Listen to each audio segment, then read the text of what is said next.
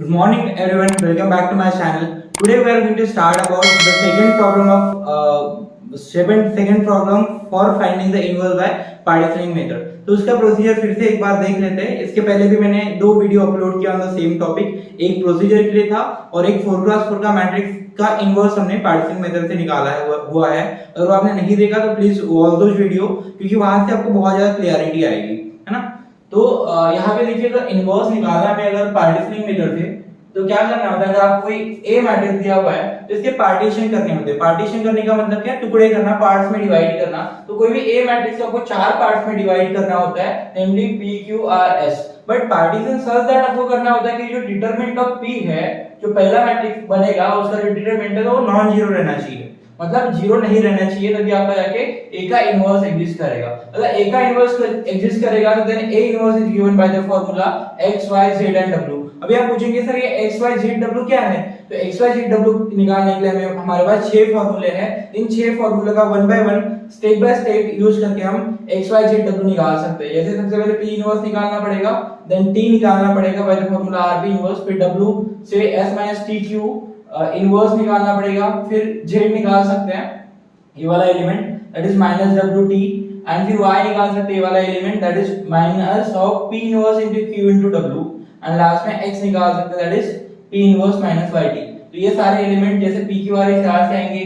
जैसे यहाँ पे p इनवर्स है तो ये यहाँ का जो p इनवर्स है यहाँ से आएगा. यहाँ पे t चाहिए तो ये t यहाँ से आएगा. यहाँ पे w चाहिए तो w यहाँ से आएगा. तो हम मेरे पास ज्यादा स्पेस नहीं है, थोड़ा बड़ा हो जाता है, लेंदी हो जाता है प्रॉब्लम, इसलिए मैं यहाँ पे आपको कैलकुलेशंस बताऊंगा और वन बाय वन जो भी मैट्रिक्स आएंगे यहाँ पे मैं लिखते जाऊंगा, है ना. तो चलिए स्टार्ट करते हैं. तो सबसे पहले हमें इस वाले मैट्रिक्स का पार्टीशन करना है सो दैट ये चार पार्ट में डिवाइड हो जाए. तो दो तरीके से आप पार्टीशन कर सकते हैं. एक तो आप लाइन ड्रॉ कर सकते हैं along the after the first row, यहां से एक लाइन ड्रॉ कर सकते हैं और यहां से एक लाइन ड्रॉ कर सकते हैं ऐसे.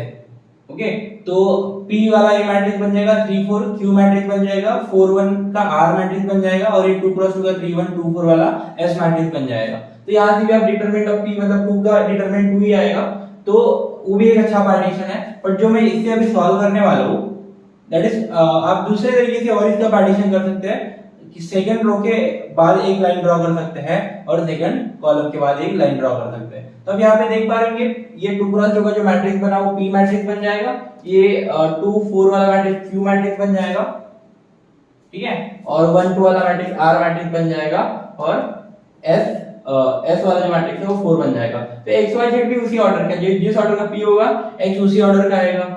देन जिस ऑर्डर का Q होगा उस ऑर्डर का Y आएगा, जिस ऑर्डर का R होगा उस ऑर्डर का Z आएगा, और जिस ऑर्डर का S होगा उस ऑर्डर का W आएगा.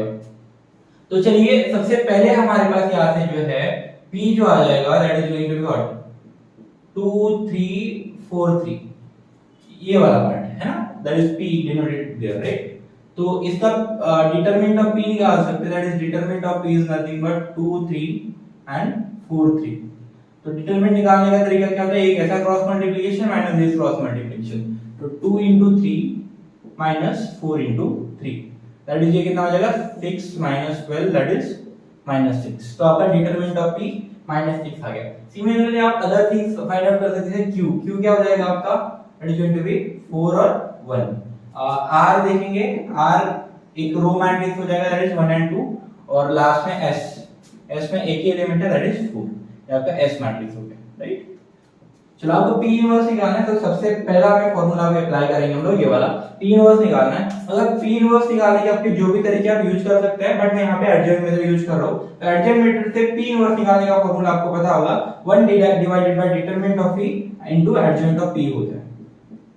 चलिए 1 divided by determinant of P क्या है आपका -6, तो ये -6 आ जाएगा. और 2 क्रॉस 2 मैट्रिक्स का आप एडजॉइंट डायरेक्टली निकाल सकते हैं. आपको क्या करना है, ये जो डायगोनल एलिमेंट्स होते हैं इनको इंटरचेंज करना है, ठीक है. तो अभी 2 3 है तो ये हो जाएंगे 3 और 2, और ये जो नॉन डायगोनल एलिमेंट दिख रहे हैं 3 और 4 इनका नंबर चेंज नहीं करना है, इनकी पोजीशन चेंज नहीं करनी है, इनके बस साइन चेंज करना है. अभी यहाँ पे इन दोनों की साइन क्या है, प्लस साइन है, तो इनके साइन क्या हो जाएंगे, माइनस साइन हो जाएंगे. तो -3 और -4 हो जाएगा. तो ये आपका P इनवर्स निकल गया, ठीक है. चलिए सेकंड फाइंड आउट करेंगे दैट इज T. तो T निकालने के लिए चलिए ये P इनवर्स हमने निकाला ना, यहाँ पे लिख देते हैं. ये क्या है -1/6 और यहाँ पे आया है 3 -3 4, सॉरी ये -4 है, दिस इज -4 एंड फिर आया आपका 2। देन t निकालने का आपका फॉर्मूला देखिए r into p इनवर्स है ना, r into p इनवर्स। तो r आपका कहां से आ जाएगा, r से, दैट इज 1 और 2, और फिर p इनवर्स मतलब -1/6 बाहर है, और फिर ये वाला है मैट्रिक्स दैट इज 3 -3 -4 और 2। तो रिजल्टेंट आएगा, उसमें भी ये कांस्टेंट नंबर है, मैं इसको बाहर ही रख रहा हूं -1/6। और देखिए इसका ऑर्डर कितना है, यहाँ पे आप देख पा रहे हो एक रो है और 2 कॉलम है, और यहाँ पे ये 2 क्रॉस 2 है। तो मैट्रिक्स मल्टीप्लिकेशन क्या कंडीशन होती है, पहले मैट्रिक्स में कॉलम और दूसरे मैट्रिक्स के रो ये बराबर होने चाहिए, मतलब 2 रो 2 कॉलम में होने चाहिए, ये मैच कर रहा है तो मैट्रिक्स मल्टीप्लिकेशन पॉसिबल होगा। और जो रिजल्टेंट आने वाला है उसका ऑर्डर होता है 1 क्रॉस 2, ये जो बच गया है, ठीक है। तो 1 क्रॉस 2 मतलब एक रो और 2 कॉलम, ओके। तो निकालेंगे कितना आएगा, चलिए देखते हैं। ये हो जाएगा A1 में पहला एलिमेंट होगा तो पहली रो इनटू पहला कॉलम, तो 3 * 1 3 और 2 * -8, तो 3 - 8 दैट इज -5 हो जाएगा यहाँ, ठीक है। ये देखिए कैसे करते हैं, जैसे A11 निकालना था आपको, तो first row into first column, तो 3 * 1 प्लस 2 * -4 2 * -4, और यहाँ पे आ जाएगा 3 और फिर ये -8 आ जाएगा इक्वल्स टू -7। सिमिलरली दूसरा एलिमेंट देखते हैं, ये वाला एलिमेंट क्या हो जाएगा यहाँ का, it is going to be A12, मतलब फर्स्ट रो और सेकंड कॉलम। तो A12 जब एलिमेंट आप निकालोगे दैट इज 1 * -3 दैट इज -3, और फिर 2 * 2 4, तो +4, तो it is going to be 1, यहाँ पे 1 आ जाएगा। ये आपका मैट्रिक्स हो गया T। तो T मैट्रिक्स में लिख देता हूं आपका यहाँ पे, दैट इज अगेन यहाँ पे भी -1/6 बाहर है ना, थोड़ा सा ये इसको कर लेते हैं, -1/6 बाहर है, और in the matrix it is -5 and 1 -5 और 1। चलिए इसको मैं इरेज कर देता हूं, आप बट लिखते रहिएगा इसे, है ना। तो मैं इसे इरेज कर देता हूं, आप पॉज करके लिख लीजिए इसे।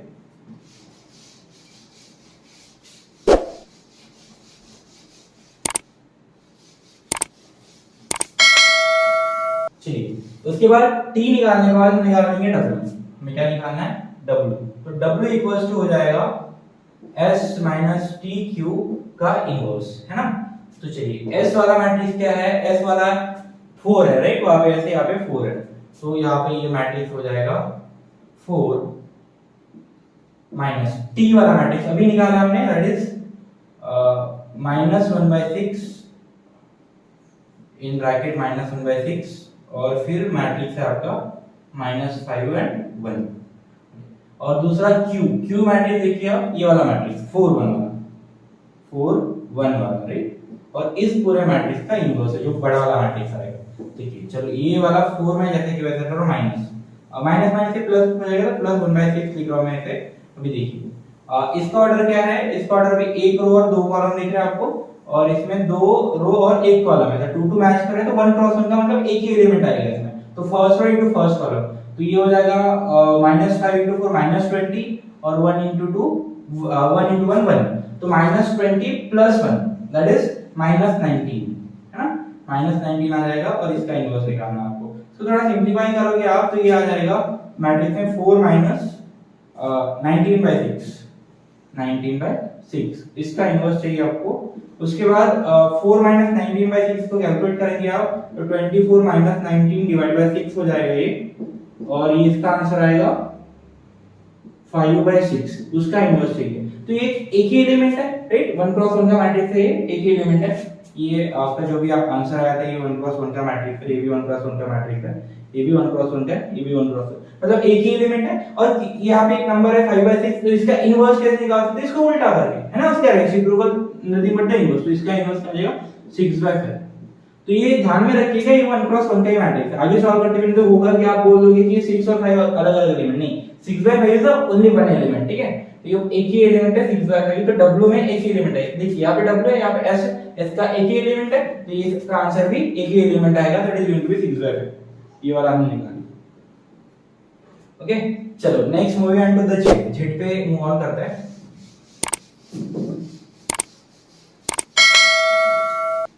चलो तो z निकाल, फोर्थ वाला आपको जो निकालना है दैट इज z, और z का फार्मूला देखिए, z का फार्मूला आता है -wt। तो आपने माइनस लिख लीजिए, फिर डब्ल्यू भी निकाला है, that is single element 6/5 into T, T निकाल के रखा आपने यहाँ पे, तो it is -1/6 is the number बाहर है जो, और उसके बाद मैट्रिक्स है -5 एंड 1, ठीक है। तो इस मैट्रिक्स का ये 1 क्रॉस 1 का है और ये 1 क्रॉस 2 का है, तो यहाँ पे देखिए ये 1 1 मैच कर रहा है, तो जो रिजल्टेंट मैट्रिक्स आएगा, पहले तो इसको सॉल्व कर लेते हैं। ये बाहर कांस्टेंट नंबर है, यहाँ पे माइनस है, तो 1/6 आ जाएगा बाहर, और उसके बाद इसका जो ऑर्डर आने वाला है that is going to be what, इसका जो ऑर्डर आएगा दैट इज 1 रो और 2 कॉलम। ओके, तो देखिए किस तरीके से इसका मल्टीप्लिकेशन होगा। तो इसका जब आप मल्टीप्लाई करेंगे तो ये -6/5 sorry 6/5 first row into first column, right, पहला एलिमेंट, तो 6/5 into -5 that is going to be -6, और फिर 6/5 इनटू 1 दैट इज 6/5 दूसरा एलिमेंट आ जाएगा। तो अब अगर इसको डिवाइड करेंगे थोड़ा सा, 1/6 है, ये वाला 1/6 है, इसको अंदर लेके जाइए तो ये हो जाएगा -1 और ये 6 कैंसिल होके हो जाएगा 1/5। तो ये आपकी वैल्यू आ गई z, ठीक है। तो z की वैल्यू आपके पास है दैट इज -1 और 1/5। चलो उसके बाद हमें निकालना है y की वैल्यू, है ना। चलिए फिफ्थ वाला निकालते हैं, फिफ्थ वाला निकालते हैं दैट इज y, और y के लिए फॉर्मूला है -p inverse into q into w, ठीक है। तो y equals to -p inverse, और यहाँ पे देखिए यहाँ पे माइनस है और इस जो p इनवर्स निकाला है उसमें माइनस है, तो माइनस माइनस हो जाएगा प्लस हो जाएगा, और यहाँ पे मैं इसे एक बार लिख लेता हूँ दैट इज p इनवर्स को डायरेक्ट लिख लो, माइनस ये कैंसिल हो गया और ये वाला भी माइनस सॉरी ये वाला भी माइनस कैंसिल हो गया, तो यहाँ पे बस 1/6 बचेगा और दूसरा बचेगा 3 -4 और 2। उसके बाद q की वैल्यू देखिए, q की वैल्यू आप देखेंगे यहाँ से ऊपर से, तो ये 4 और 1 है ना, 4 और 1, और फिर लास्ट में जो वैल्यू आपको चाहिए दैट इज w, तो w की वैल्यू आपने 6/5 निकाल के रखी। चलिए इसका ऑर्डर 1 क्रॉस 1 है, इसका ऑर्डर इसमें 2 रो और 1 कॉलम है, और इसका ऑर्डर की अगर बात करेंगे हम लोग तो इसका ऑर्डर 2 क्रॉस 2 है। तो आप तीनों में से पहले किसी भी मैट्रिक्स को मल्टीप्लाई कर सकते हैं, तो मैं एक काम करता हूं इसको एज इट इज रख रहा हूं, इन दोनों को पहले मल्टीप्लाई कर लेता हूं। तो इसका ऑर्डर देखिए 1 1 मैच हो रहा है, तो इसका जो ऑर्डर आने वाला है दैट इज 2 क्रॉस 1, 2 क्रॉस 1 का ऑर्डर आएगा इसका, ठीक है। पहले इसको थोड़ा सिंपलीफाई कर लेते हैं, 1/6 से मैं इसको डिवाइड करूंगा अगर, तो ये बन जाएगा 1/2 -1/2 -2/3 और 1/3, ये क्या किया मैंने -1/6 से सबको मल्टीप्लाई कर दिया, ठीक है। और ये आने वाला है 2 क्रॉस 1 का, मतलब 2 रो रहेंगे आपके और 1 कॉलम रहेगा। चलिए तो a11 पहला एलिमेंट रहेगा तो first row into first column, तो ये आ जाएगा 4 इनटू 6 6/5 दैट इज 24/5, ओके। और फिर क्या आएगा दूसरा a21 second row into first column, तो 1 इनटू 6/5 दैट इज 6/5, तो ये आपके दो आंसर्स आ गए। नाउ इसके बाद इसका ऑर्डर 2 क्रॉस 2 है, तो ये 2 2 मैच हो रहा है, तो जो रिजल्टेंट आपका आंसर आएगा that is again going to be 2 cross 1, कितना आएगा 2 क्रॉस 1 आएगा, ओके। तो 2 क्रॉस 1 मतलब क्या, 2 रो और 1 कॉलम, है ना, तो 2 रो और 1 कॉलम, थोड़ा सा इसको थोड़ा बड़ा कर लेते हैं, it is going to be like this 2 cross 1। चलो ये पहला एलिमेंट a11 रहेगा, तो a11 निकालते हैं, a11 निकालने के लिए पहला रो और पहला कॉलम, तो ये हो जाएगा 1/2 इनटू 24/5, यहाँ पे माइनस है, प्लस -1/2 इनटू 6/5, ठीक है। तो इसको अगर सॉल्व करोगे तो ये आएगा 24/10 और ये आएगा -6/10, और ये आ जाएगा 18/10 दैट इज 9/5। यहाँ पे आपका a11 वाला जो आंसर आ जाएगा that is going to be 9/5। दूसरा निकालते हैं that is a21 second row into first column, तो ये हो जाएगा -2/3 यहाँ पे है इनटू 24/5, फिर plus 1/3 into second element that is 6/5। इसको भी अगर सॉल्व करोगे आप तो ये -48/15 हो रहा है, -48/15, और ये हो रहा है प्लस 6/15, तो इसका जो आंसर आएगा दैट इज -42/15, और दोनों 3 से डिवाइड हो रहे हैं तो 4 ये 14 टाइम चला जाएगा और 5 टाइम, तो -14/5 इसका आंसर आएगा। तो इसका आंसर आ गया -14/5, दैट इज योर y, है ना। तो -14/5 is nothing but your y। तो y की वैल्यू लिख लेंगे हम लोग, that is this particular one, 9/5 and then -14/5, ठीक है। उसके बाद लास्ट वाला हमें z निकालना है, तो z निकाल लेते हैं।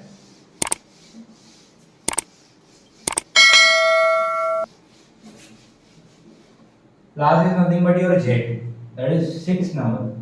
तो z, sorry it's not z, it's x। तो x निकालना है, तो x के लिए है p inverse minus y into t।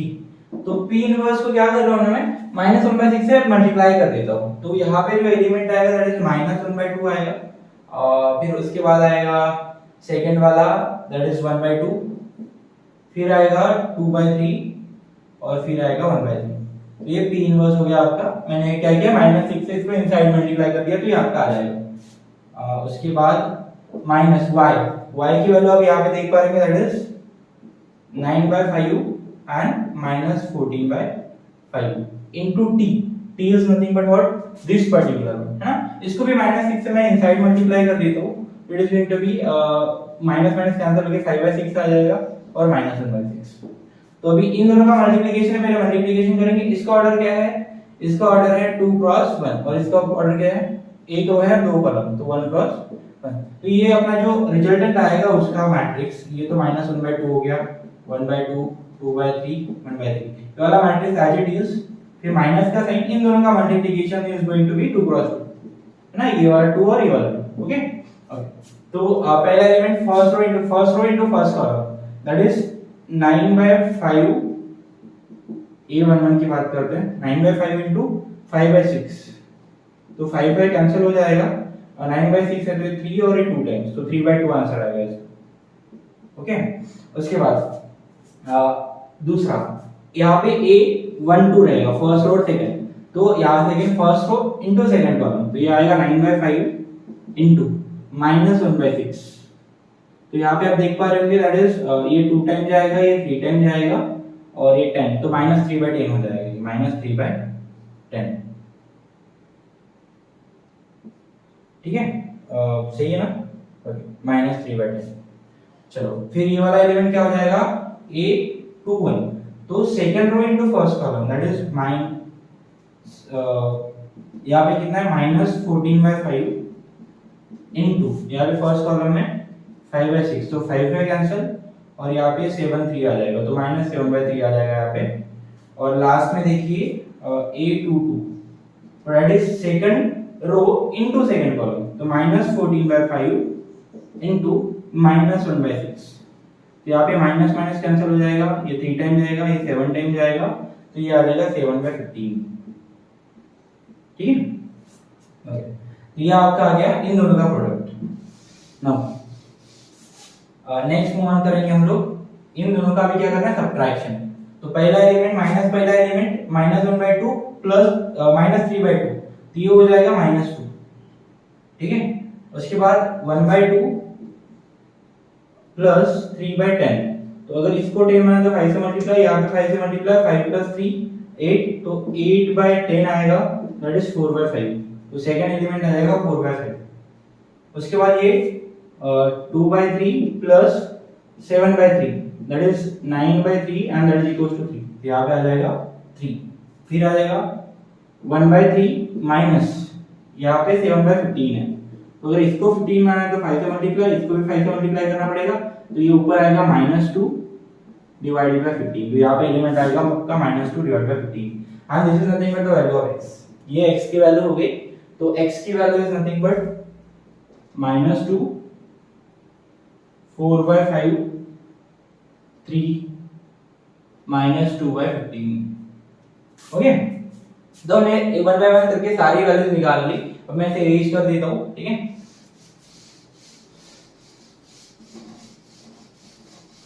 Now the A inverse is given by this particular formula, है ना। So A inverse is given by x, y, z and w. तो हमने एक्स वाई जेड डब्ल्यू की value निकाल के रखी है यहाँ पे, तो ये सारी वैल्यूज पुट कर देंगे। तो यहाँ पे देखिए A इनवर्स भी is going to be 3 cross 3 matrix, ठीक है, it is going to be 3 cross 3 matrix.